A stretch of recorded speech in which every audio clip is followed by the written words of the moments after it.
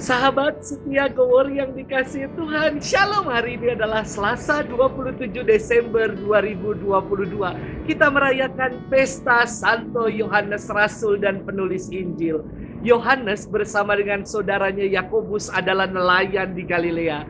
Ketika mereka sedang membereskan jalannya, Yesus memanggil mereka untuk menjadi penjala manusia.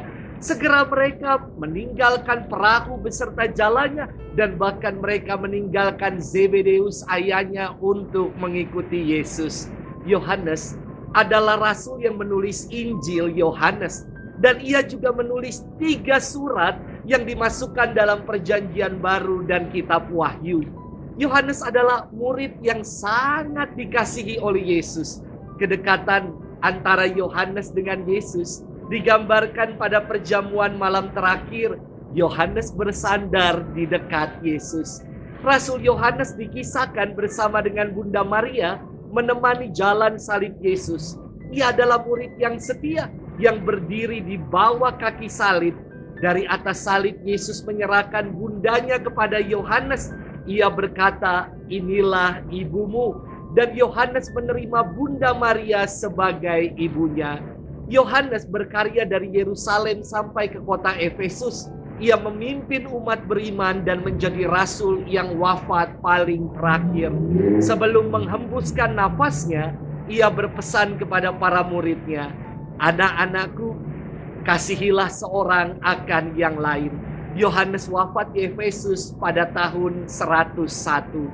Hari ini kita akan bersama-sama merenungkan firman Tuhan yang diambil dari Injil Yohanes 20 ayat 2 sampai dengan 8. Mari kita siapkan hati kita. Haleluya, haleluya, haleluya. Allah Tuhan kami, Engkau kami puji dan kami muliakan. Kepadamu paduan para rasul bersyukur. Haleluya, haleluya, haleluya. Tuhan bersamamu dan bersama rohmu. Inilah Injil suci menurut Yohanes, dimuliakanlah Tuhan.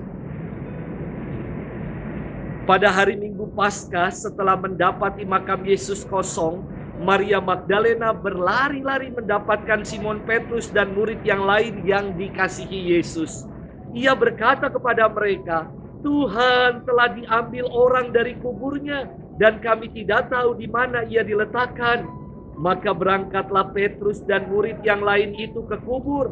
Keduanya berlari bersama-sama, tetapi murid yang lain itu berlari lebih cepat daripada Petrus sehingga ia lebih dulu sampai di kubur.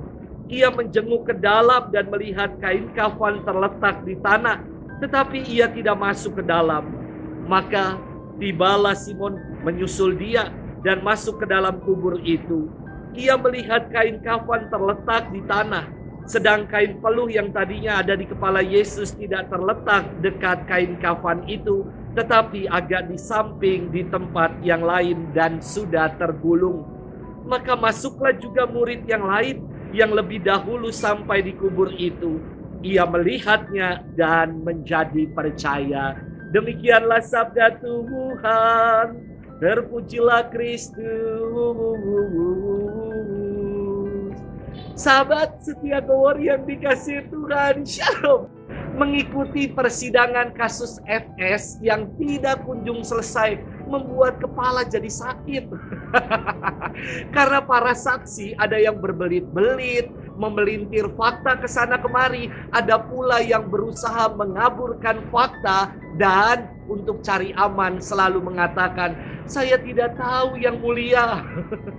Padahal saksi atau witness adalah orang yang sungguh mengetahui, menyaksikan atau mengalami suatu kejadian atau perkara tertentu. Saksi mata adalah orang yang menyaksikan dengan matanya sendiri suatu perkara itu terjadi. Saksi ahli adalah orang yang mengetahui secara persis duduk suatu masalah atau perkara. Lantas, bagaimana dengan kita sebagai saksi Kristus? Sahabat setia Gowor yang dikasihi Tuhan, dalam firman hari ini kita mendengar kisah kebangkitan. Kebangkitan Tuhan membuktikan bahwa Allah sungguh maha kuasa dan rencana keselamatannya sungguh tergenapi. Maria Magdalena pagi-pagi benar datang mengunjungi makam Yesus. Dan setibanya di makam, ia mendapati bahwa batu penutup kubur telah terbuka.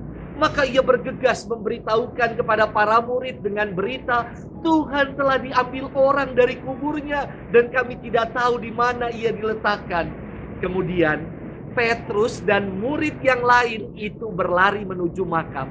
Namun Petrus kalah cepat dengan murid yang lain itu yang lebih dulu tiba di makam dan melihat bahwa kain kafan telah terletak di tanah.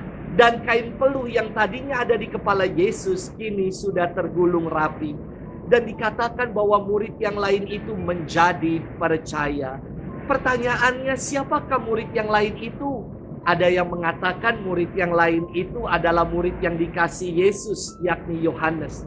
Namun buat saya, nama murid yang lain itu yang dikasihi Yesus juga bisa diganti dengan nama-nama kita pribadi. Kita adalah saksi kebangkitan. Kita adalah saksi Kristus. Sebab kita percaya bahwa ia sungguh bangkit. Sahabat setia Gowori yang dikasihi Tuhan, sebagai saksi Kristus, tidak cukup dengan hanya percaya saja. Kita pun diutus untuk mewartakan kasih Tuhan dalam kehidupan. Bukan dengan kata-kata, tetapi juga melalui perbuatan nyata kita. Selamat bersaksi dan Tuhan memberkati kita dalam nama Bapa dan Putra dan Roh Kudus. Amin.